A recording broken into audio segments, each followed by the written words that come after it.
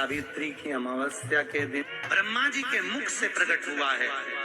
सौभाग्यवती नारियां अखंड सौभाग्य के लिए वट सावित्री का व्रत आप लोग करते होंगे, कई लोग अखंड सौभाग्य के लिए करेंगे, क्योंकि इस वट के पेड़ के नीचे भगवान विष्णु शंकर जी से विनती करे थे वर के लिए, इसलिए अखंड सौभाग्य का देने वाला। जिसका प्रॉपर्टी का झगड़ा चल रहा हो, अदालत में कोई केस चल रहा हो, किसी भी चीज का केस, अदालत में अगर किसी भी चीज की अगर केस चल रहा है तो बड़ के पत्ते के ऊपर बालू मिट्टी का शिवलिंग बना, बालू रेत का, बड़ के पेड़ के नीचे ही उसकी पूजन करें,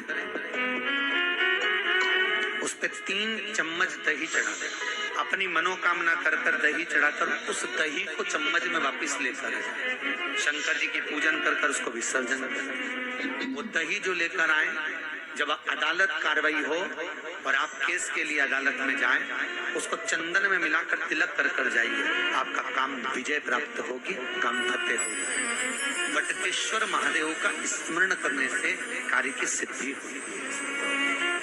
जिस बच्चे का एग्जाम में पास नहीं हो रहा हो, अच्छे नंबर नहीं आ रहे हो, वो भी इस दही का तिलक लगाकर जा सकता। वटकेश्वर ऐसे भगवान शिव विराजमान है।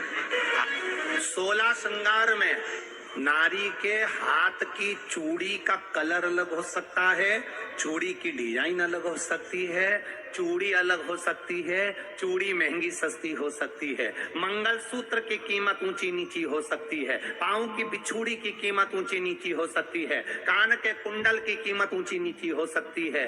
तुम्हारे शरीर पर जितने जितने 16 श्रृंगार हैं उसकी कीमत ऊंची नीची हो सकती है। केवल मंगलसूत्र की डिजाइन बदल सकती है, नाक की लौंग की डिजाइन बदल सकती है, कान के बुंदे की डिजाइन बदल सकती है, हाथ की चूड़ी की डिजाइन बदल सकती है, पाँव की पायल की डिजाइन बदल सकती है।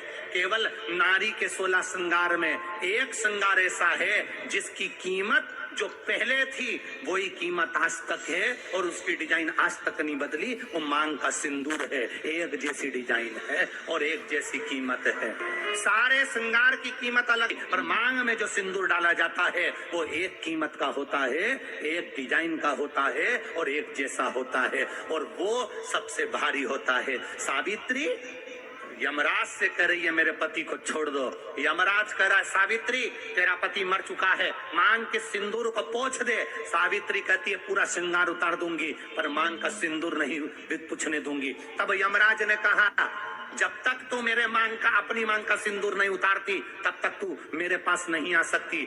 भगवान यमराज से सावित्री ने कह दिया मैं भी तुझे वचन देती हूँ यमराज, मेरी मांग में जब तक सिंदूर है, जैसे सीता ने लाइन, लक्ष्मण जी ने लाइन खींच दी थी और सीता पार नहीं जा सकती थी, मैं भी तुझे वचन देती हूँ जब तक नारी की मांग में सिंदूर है तब तक तू उसके पति को उसके सामने लेकर नहीं जा सकता। ये भी मैं तुझे कह देती हूँ। यमराज भैंसे पर सवार होकर सत्यवान को लेकर जा रहा था, सावित्री से वचन पर वचन चल रहे थे। अड़ के पेड़ के नीचे छोड़कर आए, क्या चाहिए तुझको, क्या चाहिए तुझको, क्या दूं मैं तुझको, कुछ मांग ले मुझसे।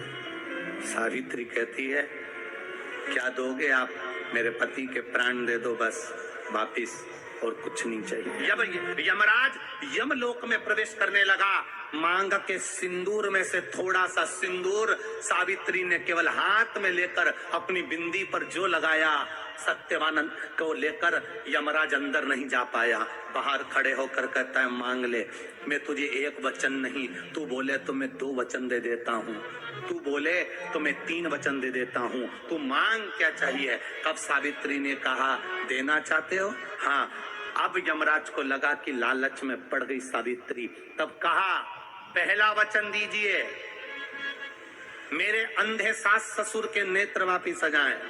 यमराज ने कहा तथास्तु। दूसरा वचन दीजिए,